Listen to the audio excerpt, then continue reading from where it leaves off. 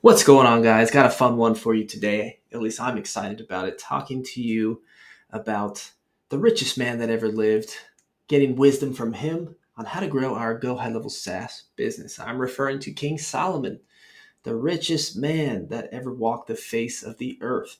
So even if you're not a believer, this would be a good person to learn from. He was pretty successful. So we're going to dive into some wisdom. All I can share is what has helped my life and hopes it will do the same for you and your business. If you don't know who I am, my name is Adam Lucky. I've built a SaaS agency on top of Go High Level for the last 4 to 5 years now. We've been able to do over 300K every year, except for my first year, which we did about 240. Yeah, it's not millions yet, but has been able to provide a ton of freedom for me and my family to do a lot of cool things like travel in our RV. Anyway, let's dive in to what I want to talk to you about today, which first thing, sowing your seed, being consistent. This is huge.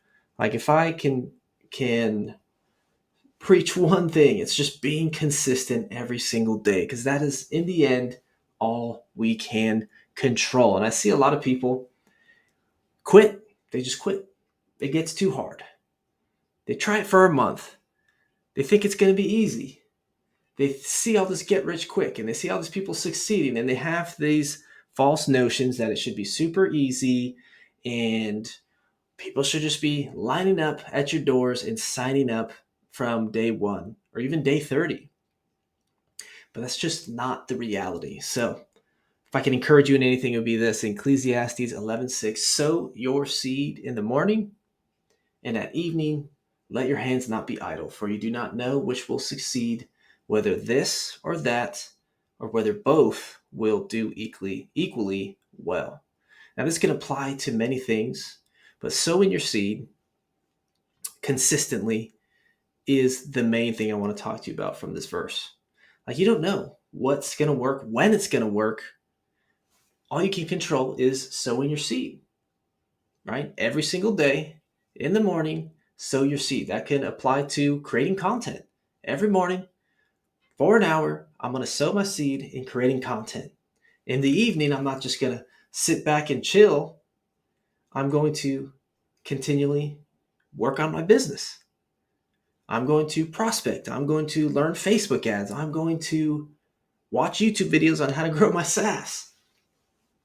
All right. You need to be consistently taking action, whether that's learning, whether that's prospecting, whether that's putting out content. It just needs to be consistent. Something that helps me is just reframing success. Success is taking action every day, controlling what I can control, because you never know which will succeed, whether this or that, whether both will do equally as well. That's why it's important to have so many multiple poles in the water, right? Multiple prospecting channels, Facebook ads, YouTube, like working on your business. And don't get me wrong here. Don't. I'm not saying that you should go out and try to do them all at once. Definitely should not do that. That is a recipe for disaster. You will be overwhelmed and then nothing will work, right? We all know people that have 5 or 6 businesses and it's more of like an ego thing. I got all these businesses, but they ain't doing jack squat. So there's an important aspect of being focused, developing one prospecting channel, and then moving on to another one and developing that one as well. Because like it says here, you don't know which one will do well. Maybe they're both going to do well. But all you can control is sowing your seed in the morning and at evening. Let your hands not be idle. This also doesn't mean you should be grinding all day long. In the word in Proverbs as well, we find the truth that it's vanity to just work all day long because God provides for his children even while they sleep. Right? So there's a lot of truths like that in the Bible that are seemingly contrasting. But what this is saying is you should be focusing on taking daily action, right? Boom. Another way this applies to your business is just continually fill your pipeline. You never know who's going to close, whether John's going to close today, whether Sally's going to close today. You need to be continually filling your pipeline. All right. I know for me, it's discouraging. I'm sure any person in sales, any person that runs their business knows that it can become very discouraging when you're on back-to-back sales and that day nobody closes. Right? You had 6 sales calls, nobody closed. You're frustrated, and it's just tempting to throw in the towel and feel sorry for yourself. Ask me how I know. I've done that many times, feeling sorry for myself, feeling emotional, and what helps me get out of it is realizing, okay, we were sowing seed today. We were sowing seed. We planted our seed. We can't control whether someone's going to close. We can get better at sales, yeah. But at the same time, good job. You did great. Let's not go into a shame spiral and go into our dark hole and just throw in the towel. And it just puts us on the sideline, right? It just puts us on the sideline where we're not sowing seed anymore. Okay, so don't let those things sideline you. Don't let the lack of harvest put you on the sideline and destroy your activity, destroy your seed sowing. Okay. Galatians 6:7. Some more truths. Don't be misled. You cannot mock the justice of God. You will always harvest what you plant. So that should give you hope. Like, no matter what, if you're planting seed and you're putting out good content, you're consistently helping people, you will reap a harvest. 2 verses later, let us not become weary in doing good. For at the proper time, we will reap a harvest if we do not give up. That's it right there, man. The only failure is quitting. The only failure is stopping. Starting any business is difficult. I don't care what all these YouTubers and TikTokers say, it is going to be a challenge. It is not for the weary. Okay? Let us not become weary in doing good. Doing good is sales. Doing good is prospecting. Doing good is growing your business. Taking action every single day.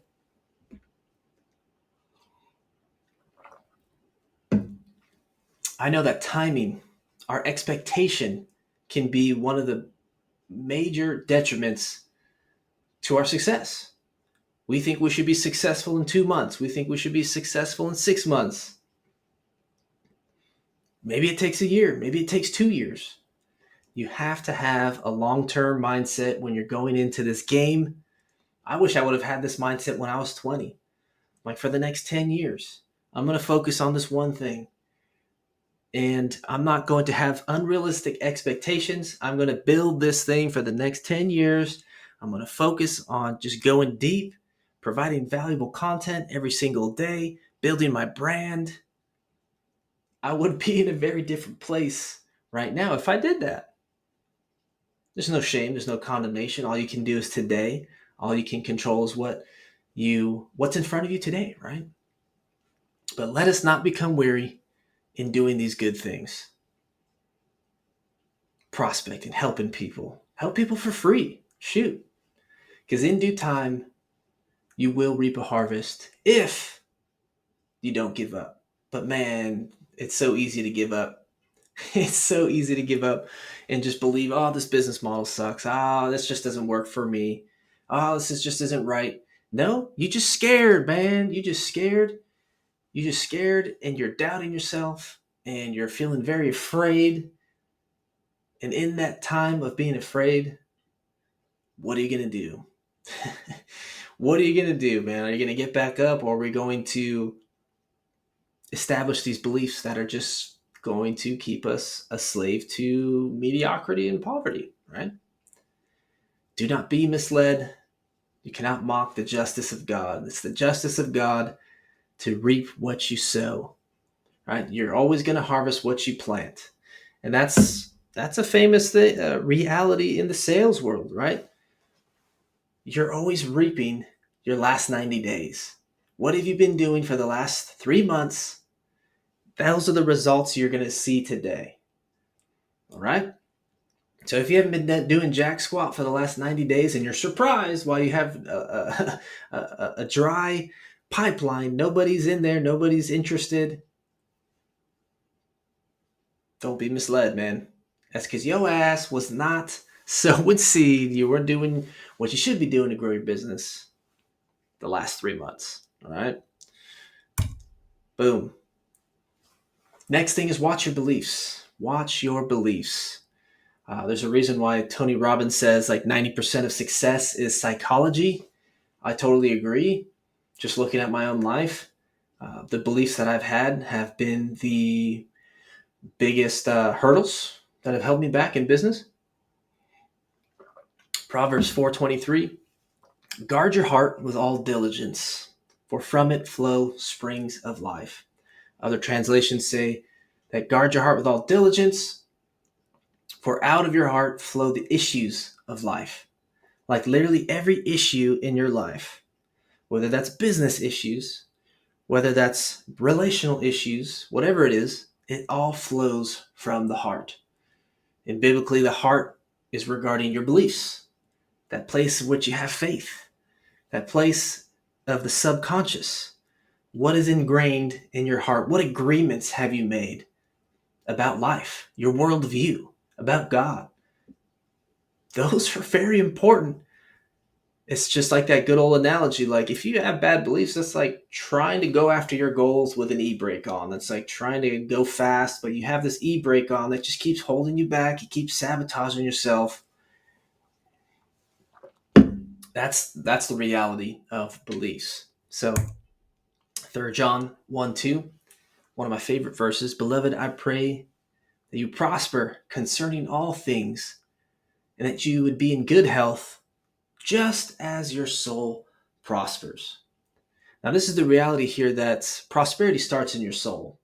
Soul, heart, those are words used interchangeable. Subconscious, belief system, all of that, to me, it's regarding the same thing.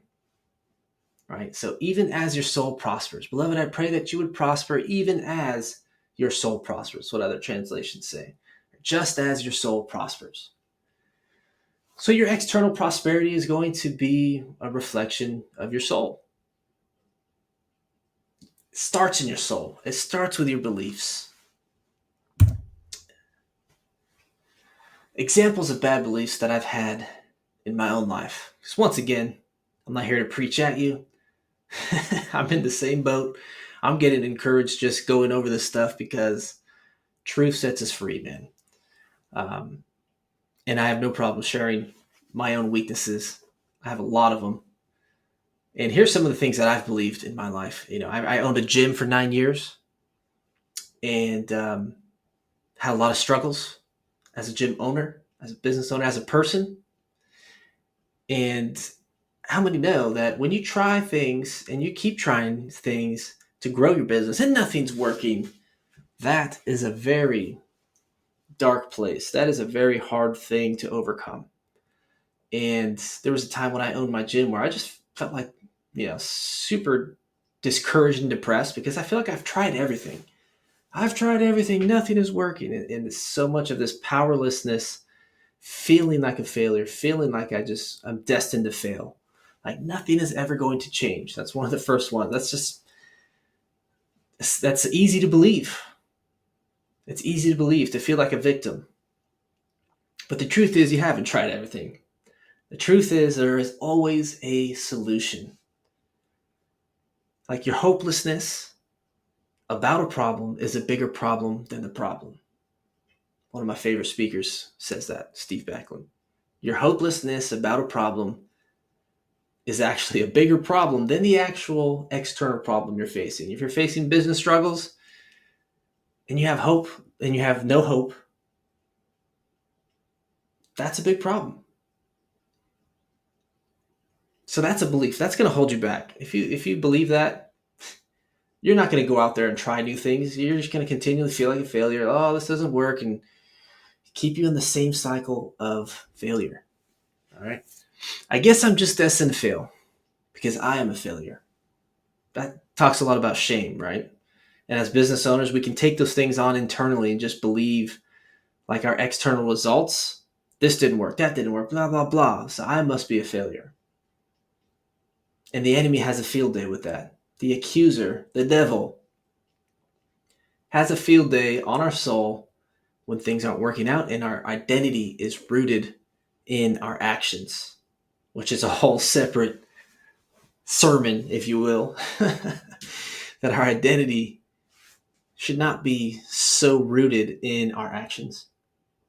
I'm not my business. That's helped me. That's served me a lot.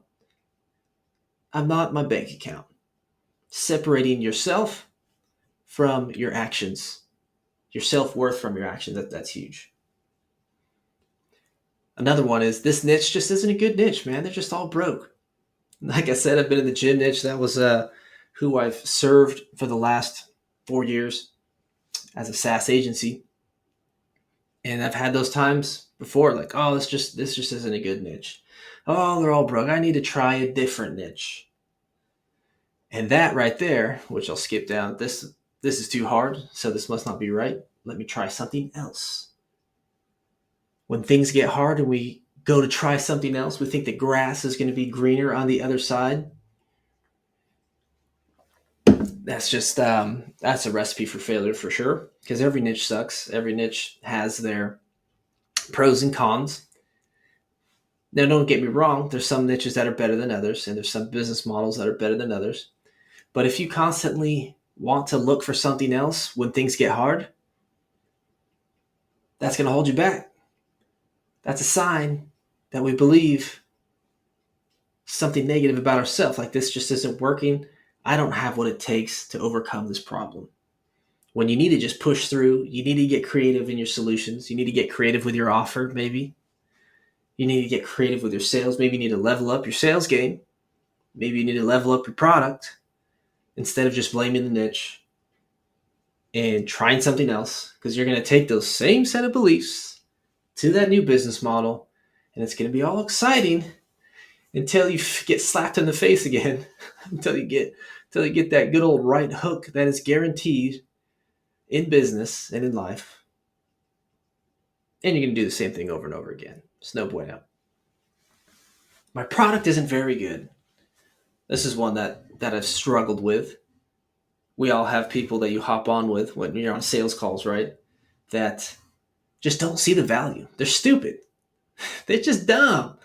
They don't see the value like you do. And if you're not careful, you can take on their belief systems. If you're not careful, if you're having a hard day, if you're tired, it's easy to make those subtle agreements like, yeah, man, that maybe my product isn't that good, you know?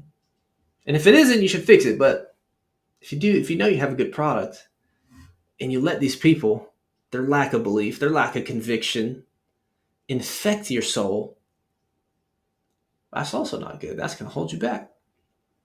So these are all examples of beliefs. Back to Proverbs. Guard your heart with all diligence. Be diligent in monitoring your belief systems. That's all I got to say. That's, use a journal. Practical tip. Write it down. Write down your thoughts. Write down how you're feeling, good or bad. That way it will get it all out in the open.